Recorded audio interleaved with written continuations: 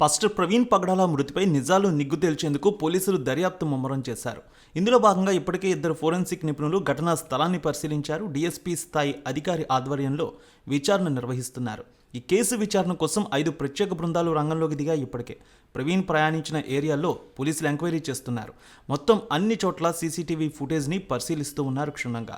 హైదరాబాద్ నుంచి విజయవాడ వరకు 2 బృందాలు విచారణ నిర్వహిస్తున్నాయి. ఇప్పటికే విజయవాడ నుంచి రాజమహేంద్రవరం మార్గంలో మరో 2 బృందాలు పరిశీలన చేస్తున్నాయి. ఈ 2 మార్గాల్లో పక్కాగా సీసీటీవీ ఫుటేజీలు అన్నీ కూడా పరిశీలిస్తూ ఉన్నారు. అంతేకాదు కేసులో అనుమానం ఉన్న వ్యక్తులను ఆయా బృందాలు విచారణ కూడా చేస్తున్నాయి. మరోవైపు హైదరాబాద్లోని ప్రవీణ్ కుటుంబ సభ్యులను కూడా పోలీసులు విచారించనున్నారు. ప్రవీణ్ కుటుంబ సభ్యుల స్టేట్మెంట్ను రికార్డ్ చేయనున్నారు.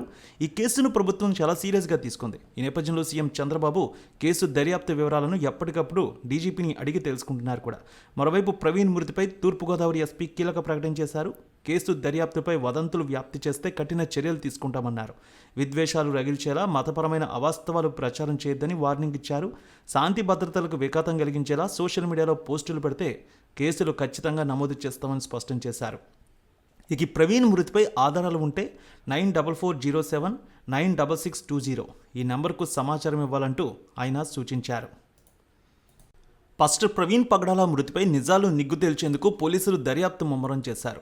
ఇందులో భాగంగా ఇప్పటికే ఇద్దరు ఫోరెన్సిక్ నిపుణులు ఘటనా స్థలాన్ని పరిశీలించారు. డీఎస్పీ స్థాయి అధికారి ఆధ్వర్యంలో విచారణ నిర్వహిస్తున్నారు.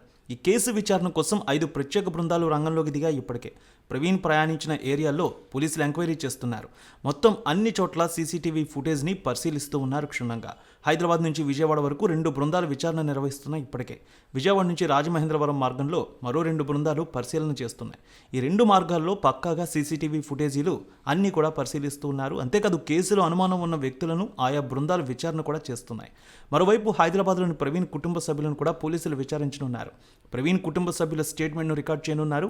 ఈ కేసును ప్రభుత్వం చాలా సీరియస్గా తీసుకుంది. ఈ నేపథ్యంలో సీఎం చంద్రబాబు కేసు దర్యాప్తు వివరాలను ఎప్పటికప్పుడు డీజీపీని అడిగి తెలుసుకుంటున్నారు కూడా. మరోవైపు ప్రవీణ్ మృతిపై తూర్పుగోదావరి ఎస్పీ కీలక ప్రకటన చేశారు. కేసు దర్యాప్తుపై వదంతులు వ్యాప్తి చేస్తే కఠిన చర్యలు తీసుకుంటామన్నారు.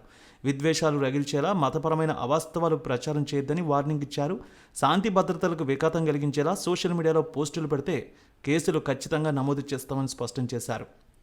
ఇక ప్రవీణ్ మృతిపై ఆధారాలు ఉంటే 944079 96620 ఈ నంబర్కు సమాచారం ఇవ్వాలంటూ ఆయన సూచించారు.